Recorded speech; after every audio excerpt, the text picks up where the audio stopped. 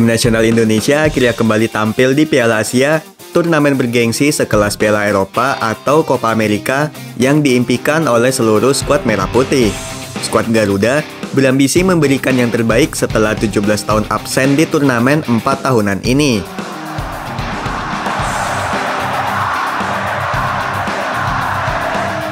Pasukan Sinteyong akan merasakan atmosfer sepak bola di Timur Tengah yang pernah menyelenggarakan Piala Dunia 2022 Qatar. Tim Indonesia setidaknya mendapat sedikit keuntungan lantaran Piala Asia 2023 digelar pada musim dingin dan bertanding di malam hari waktu setempat. Mengingat cuaca panas membuat pemain Indonesia tak butuh waktu lama beradaptasi dengan iklim di Qatar. Ini menjadi kesempatan berharga bagi Indonesia kembali tampil di kancah bergengsi Asia setelah terakhir kali tahun 2007 saat menjadi tuan rumah. Langkah Indonesia kala itu terhenti di babak grup usai hanya meraih satu kemenangan kala berjumpa Bahrain dan takluk di tangan Arab Saudi dan Korea Selatan.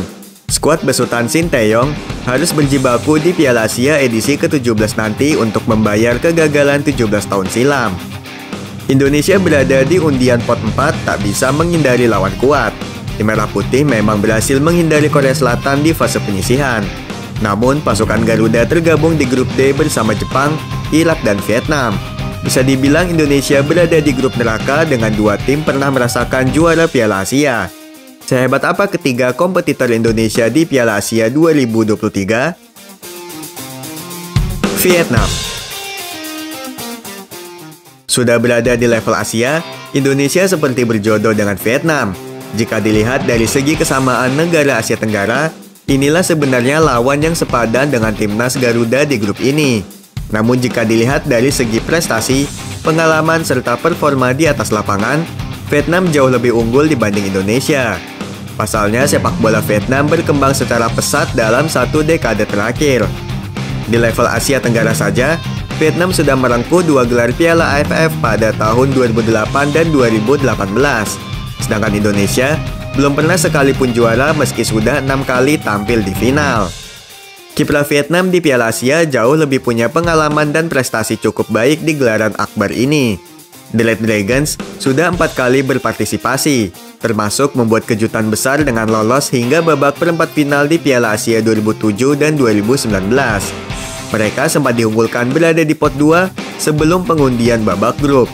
Namun perubahan aturan dari AFC membuat Vietnam harus rela turun ke pot 3. Peluang timnas Indonesia menghadapi Vietnam bisa dibilang cukup berat. Dalam 10 pertemuan terakhir antara Vietnam kontra Indonesia, The Red Dragons 4 kali menang, 5 kali imbang, dan hanya sekali kalah. Kemenangan tim Merah Putih terakhir kali diraih pada babak penyisihan Piala AFF 2016.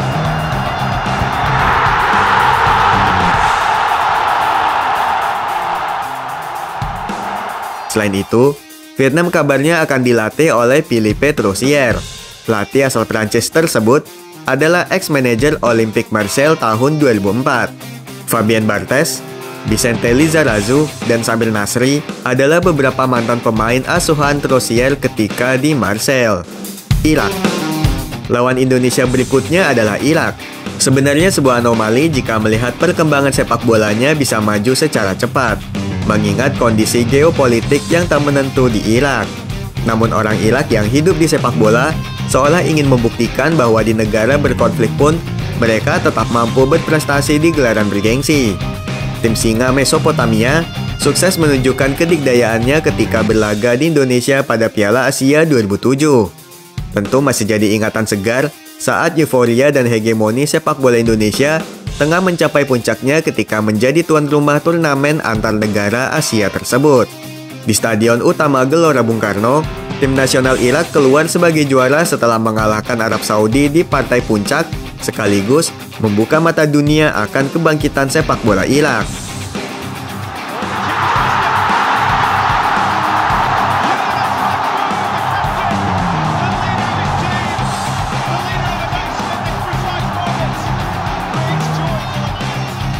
Sejak saat itu, pembinaan di level junior mulai dilakukan secara serius oleh Federasi Sepak Bola Irak.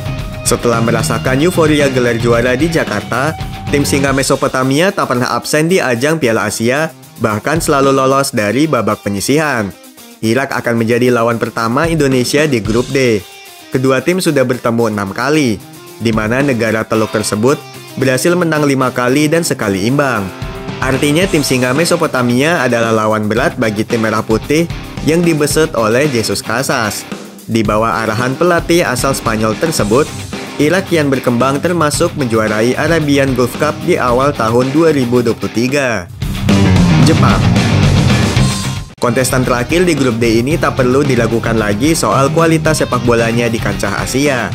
Tim nasional Indonesia sudah lama tak bersua tim nasional Jepang di semua ajang. Terakhir kali kedua tim bertemu ketika kualifikasi Piala Dunia 1990, di mana skuad Garuda dilumat 5 gol tanpa balas oleh tim Samurai Biru. Soal head-to-head, Jepang unggul segalanya atas Indonesia, di mana dari 8 pertemuan, tim Samurai Biru unggul 6 kali, sekali imbang dan kalah. Sepak bola Jepang juga berkembang secara pesat. Tim Matahari Terbit tak hanya berprestasi di Asia, namun juga dunia. Tak heran jika Jepang menjadi panutan dalam aspek perkembangan sepak bola, mulai dari usia muda hingga regenerasi pemain senior. Di Piala Dunia 2022 lalu, mereka sukses mencapai babak 16 besar. Bahkan di babak grup, berhasil menumbangkan 2 mantan juara dunia, Jerman dan Spanyol. Momen tersebut jadi salah satu faktor yang membuat pasukan Hajime Moriyasu menuntaskan Piala Asia 2023 dengan gelar juara. Sedangkan kiprah tim Samurai Biru di Piala Asia sudah juara 4 kali di edisi 1992, 2000, 2004, dan 2011. Kekalahan menyakitkan di final edisi 2019 lalu atas Qatar membuat Jepang berambisi membalas kegagalan tersebut demi membawa pulang trofi ke negeri matahari terbit kembali sejak 12 tahun silam.